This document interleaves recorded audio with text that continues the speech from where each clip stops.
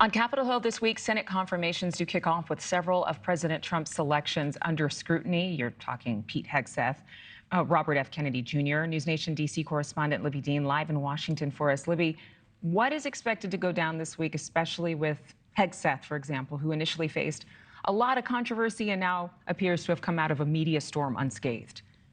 Yeah, that's going to be one to watch this week, Adrienne. And it's going to be a week of a lot of questions here on Capitol Hill. And arguably one of the president-elect's most controversial picks, the one you just mentioned, Pete Hegseth, who he tapped to be Secretary of Defense. That's one of those nominees that's going to face a lot of tough questions in his hearing that's actually taking place on Tuesday, and it's going to be in front of the Senate Armed Services Committee. Now, questions are likely going to focus in on Hegseth's past allegations of sexual assault and excessive drinking. Now, there were a couple of Republican holdouts, actually, when Hegseth was first announced. And at one point, Trump was actually considering replacing Hegseth as his pick. But fast forward now, we're at the weekend before this hearing is going to take place. And Republicans are actually expecting Hegseth to get across the finish line. But that doesn't mean that he won't be facing, tough questions on Tuesday from senators really on both sides of the aisle. But there's going to be a lot of these picks who've reportedly been undergoing these mock hearings for weeks now, prepping for these tough questions that they're going to face in these hearings that start this week. Adrienne?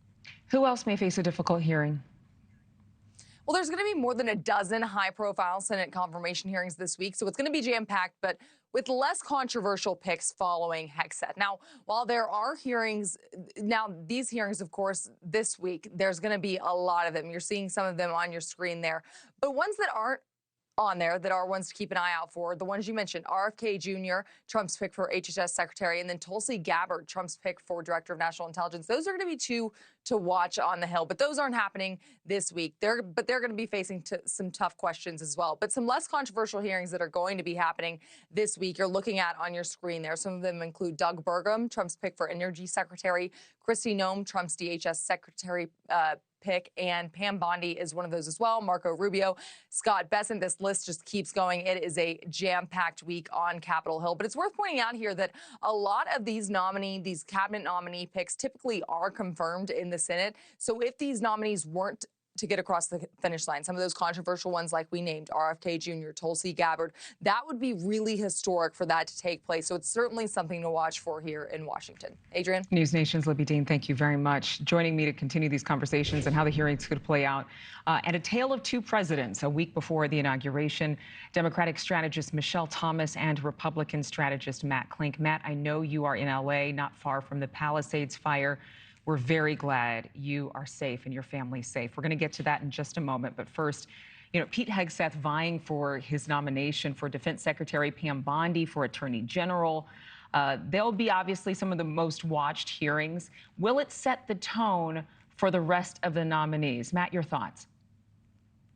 If the Republicans run these hearings like the Democrats did when they confirmed all of Joe Biden's picks, it's going to be a fairly smooth sailing exercise. I think that, Adrienne, as you highlighted, there will be 2 or 3 picks that are going to be controversial. Clearly, Tulsi Gabbard, Pete Hegseth, and RFK Jr. But the rest of them should sail through. I mean, of course, they're going to get tough questions. The role of the Senate in advise and consent virtually assures that possibility.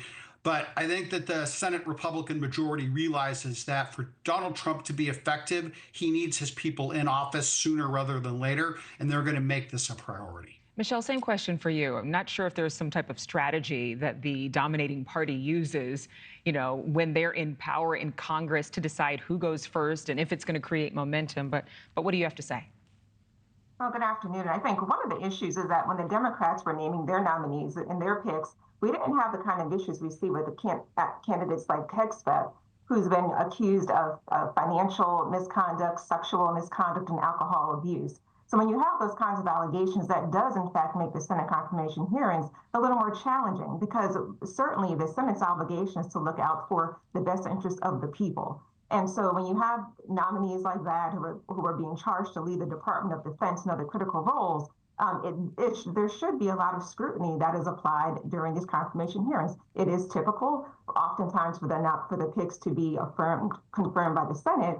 But here, because of Trump's picks, and their story passed, I think we're going to see very scrutinizing hearings coming up. Yeah, well, this is an era of accusations not necessarily being trusted as the gospel truth. Thanks so much for watching. Go to joinnn.com to find News Nation on your television provider. And don't forget to click the red subscribe button below to get more of News Nation's fact-driven, unbiased coverage.